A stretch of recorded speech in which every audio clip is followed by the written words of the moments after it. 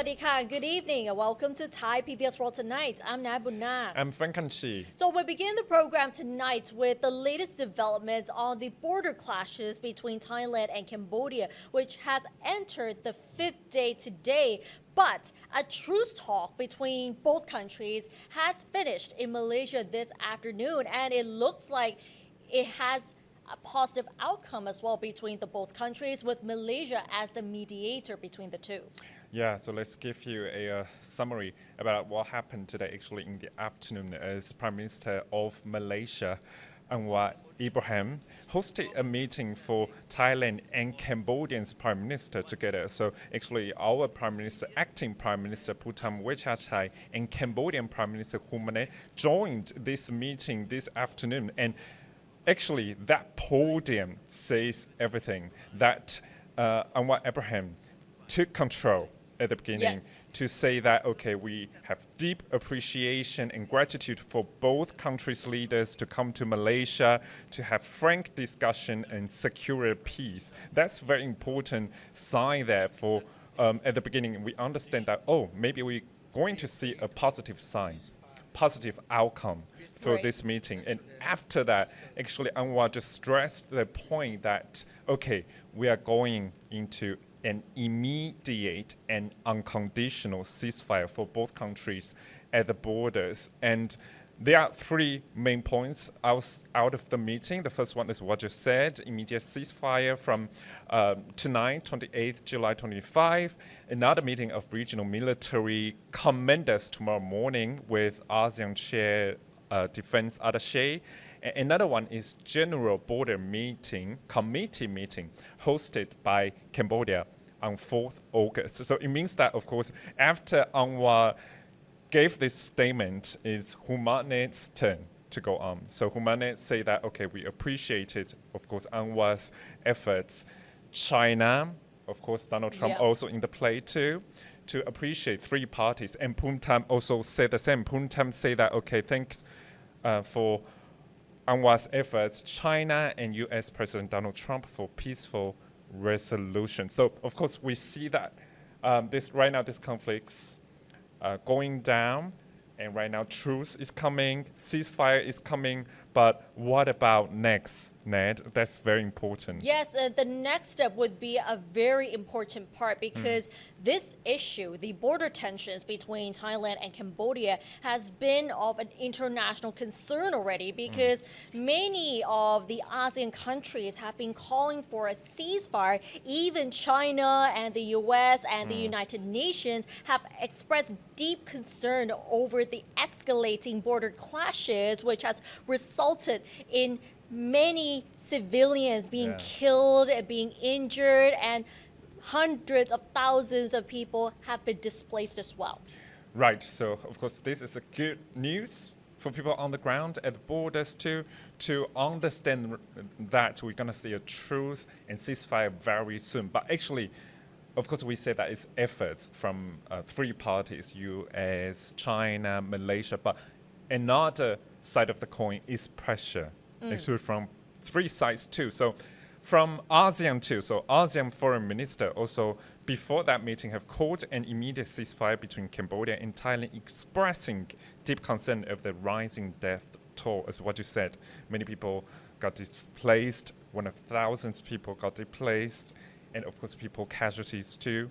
The statement was issued on Monday ahead of truce talks, and in a joint statement, the ASEAN Foreign Minister urged both countries to cease all hostilities, and Foreign Minister also expressed support for Malaysia's efforts. So now, of course, we understand that we're not going to a good place right now. We're going to see the ceasefire, but what about next? And that's very important. Would both countries really follow that ceasefire agreement, or there's another part of facade that we're going to see in the coming days? We will see that. But actually, our acting Prime Minister Puntam Wechachai also say that it needs to see Cambodia's sincerity and commitment to ending the bloody fighting that has claimed the lives of innocent civilians and damaged non-military areas. This is what actually Thai military always said, that Cambodia fired first. Those rocket system, BM-21, also fired to residential areas, hospital, and of course that convenience store we talked about at the first day. And now, of course, we see the truth coming. Hopefully, we wouldn't see any casualty anymore, Ned. Hopefully. Yeah. But with the arguments as to who started the fights, Yeah. that's one thing. But the outcome of the recent talks, the peace talks, would be another. Right, that would be another, and we hope that, of course, Thailand, ourselves, and Cambodia can really follow that truth talks today, that outcome for ceasefire too. But one facade that we have to talk about, Ned, I Yep. think it's fake news. Yeah, we are seeing a lot of fake news and misinformation on social media. And you may have noticed that a lot of fake news stories involve the use of military jets. Yeah, military jets. Some also say that Thailand would be using the chemical weapon too on the ground. But is that true, Ned?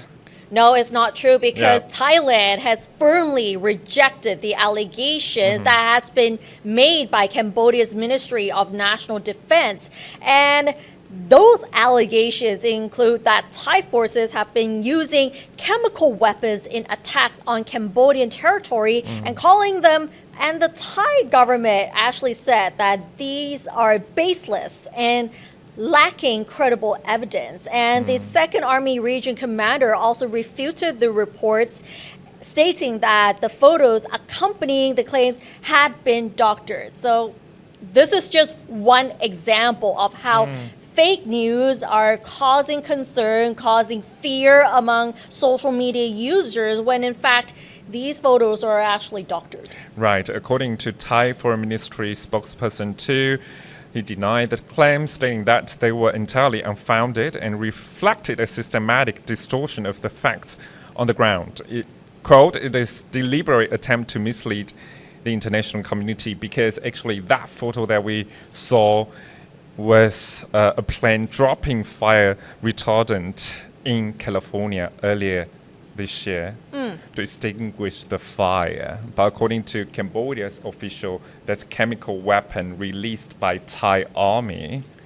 That's a that's just another example Yeah. of misinformation to cause fear and concern among the public. And I think we're seeing a lot of that in recent weeks, Yeah. especially since the border clashes took place. And what you may have noticed on social media is the war of information between both sides, both Cambodian and Thai netizens blaming each other as to who started the war, who actually fired first. You see that all the time, and it's not going to stop so easily, right? Yeah, and that information war that you just talked about, no matter it's from Thailand side and Cambodia side, blaming each other on who fired first or using chemical weapons, damaging ancient temples at borders.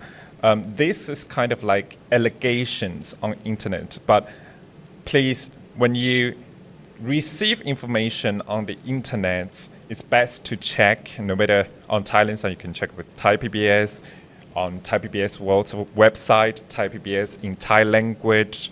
That also we have Thai verified too, in terms of all the misinformation, disinformation on internet too.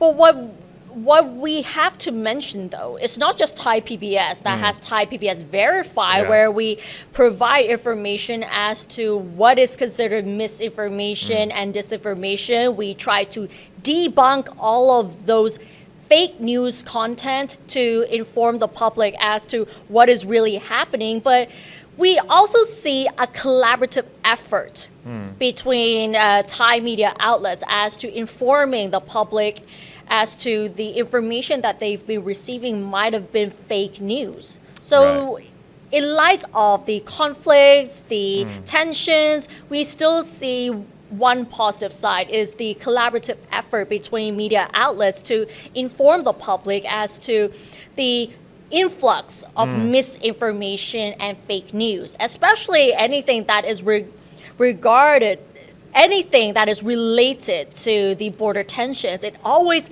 incites this sort of fear or hatred. Exactly.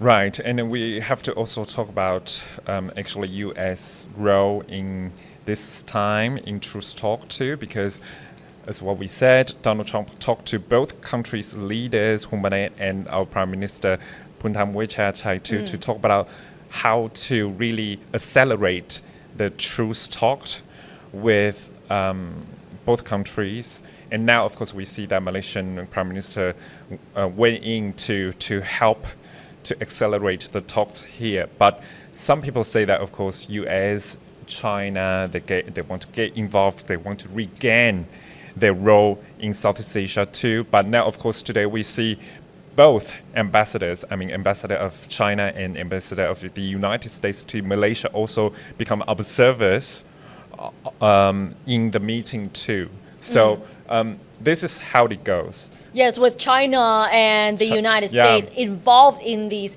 peace talks, that is very significant because it may have shown that bilateral talks have not been successful. That is why we need so many other countries to get involved as well, with Malaysia, China, and the United States. Yeah, and you understand, of course, Donald Trump used that tariff to threaten both Yes, countries again. It's really surprising though, because, but in one way, we totally understand why President Donald Trump has been using trade talks as like a threat.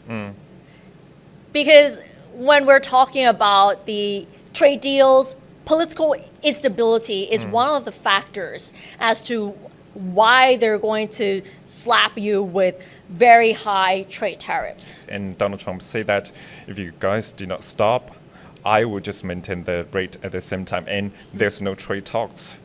So Yeah, exactly. That's really surprising. But it does reiterate the point that the political instability, national security issues do come to play when it comes to trade deals between the U.S. and many other countries, with Thailand being slapped with 36% reciprocal tariffs.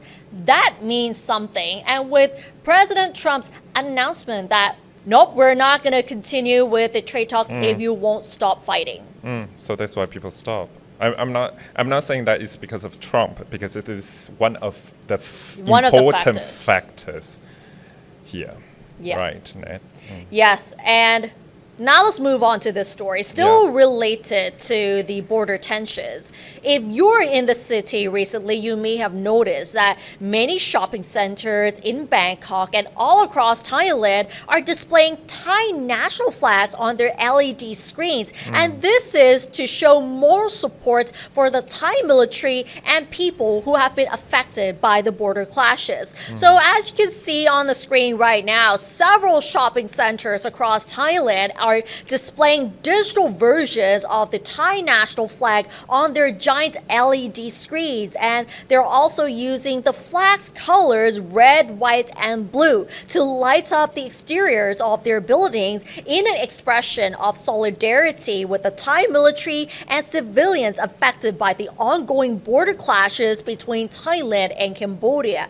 And apart from the major shopping centers here in Bangkok, where there is Icon Siam, Siam Paragon, and Central World, there are also other prime locations where they have light up the bridges, one of them being Rama 8th Bridge at the Chao Phraya River, and also Bayok Tower as well. They have also lighted the bridge with the colors of the national flag and even displayed Thai flags on their LED screens. And as for the latest update on the border clashes, a total of 14 civilians were killed since the border clashes began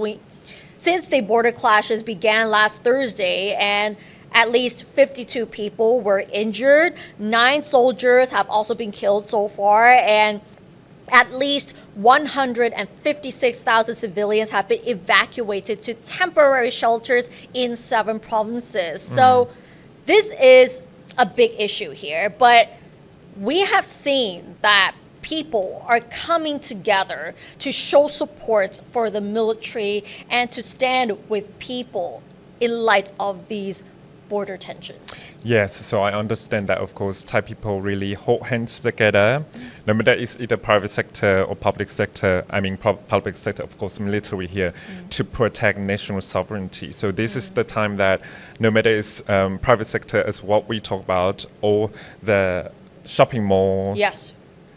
they hold hands together to put Thailand's flags there for Thai people to understand that right now military is helping us and protecting us. And in times of crisis like these, we have seen that many people, whether it's the private sector, the government sector, or even citizens, they come together to show support for each other and to stand up for the country. So it's like a sign to show that we're all stronger together. That is the key message to all of these LED screens that are displaying Thai national flags, is that in Thai we call Samiki, right? So everyone is united. Everyone is stronger together in times of crises and border tensions. So we should all come together and hold hands and provide support to each other. Yeah, that's what you say. Of course, many people displaced at borders. Some of them go to evacuation centers organized by the government, but we understand that also in Buriram province, one private company also opened their stadium for people to stay inside. So that's how people work together and hold hands together, support. Support is the key, actually. And even though there are still border tensions going on, but there's also another tragedy that occurred this afternoon as well. So 6 people were shot dead, including the gunman at the Otto Market in Bangkok's Chatuchak district today. And the Ruom Katanyu Foundation has reported that 4 of the victims were security guards and also 1 market vendor. And the shooter was seen in surveillance footage wearing a black t-shirt, a cap, camouflage shorts, and a backpack hung over his chest. And the shooting took place near a center where a self-made crusader, Kanchong Palang, was organizing an event to collect public donations for Thai troops currently fighting Cambodian forces at the border. And based on the initial investigation, the wife of the gunman, who works as a vendor at the market, told police that her husband has held resentment against one of the security guards, and he claimed that the guard once deliberately scraped his car many years ago. And she said that the gunman had brought up the incident over and over again and remained bitter about it. And initial investigations suggest that the motive was completely personal and that the suspect acted alone. And the Metropolitan Police Commissioner confirmed the incident was a personal dispute between the suspect and the security staff and had nothing to do with terrorism or any border tensions. And also one thing, as many people may have speculated that whether this guy is related to Cambodia or not, the gunman was actually a Thai national. Yeah, so according to what you said, Ned, initial report shows that it doesn't link with what happened right now between Thailand and Cambodia. It's personal grudge against one of the security guards in Otto Market there. But this really shocked a lot of people. Yeah. As in that Otto Market actually is just next to my place. So sometimes I go there too. So actually Otto Market is one of the touristic place too. Yes, people it's a very popular destination for tourists and even locals alike because of the wide variety of products that they have, whether it's fruits, vegetables, or even and with good quality. Yeah, good quality and seafood and even great food as well. And it was actually ranked as one of the best Thai markets as well. But so all of a sudden, imagine if you're shopping there and all of a sudden there's a mass shooting. That would be really shocking. Right. So right now we got the initial report there. It doesn't link with the border tensions. It's Yep. just one of the personal incident there with the guard at Otto Market. Exactly, but then like many of the netizens thought that it was linked to the border tensions, and maybe this gunman may have been angered because of the blame game between Thailand and Cambodia, but the initial investigation has shown that this is actually personal grudges between himself and the security guards. Right. So still, people, I think everyone, us too, Yeah. right now have to be very careful on the ground too, because of course, the border tensions. We see that winding down now, but still be very careful and prudent on the road. Exactly. And condolences to the families of the victims as well, whether it's from the border tensions or from the Otto incident as Right. well. All right, and that's all for this edition of Thai PBS World Tonight. We will see you tomorrow at the same time at 6 p.m. on Thai PBS World's Facebook and YouTube Live. Sorry we came late today Yeah. because due to technical issues, we have to postpone the program Yeah. to 7:30 p.m. today. But by the meantime, you can still follow us on social media and our website, thaipbsworld.com, for all the latest stories and analyses about Thailand as well as the border tensions as well. Thanks for watching, and we'll see you tomorrow. สวัสดีค่ะ สวัสดีครับ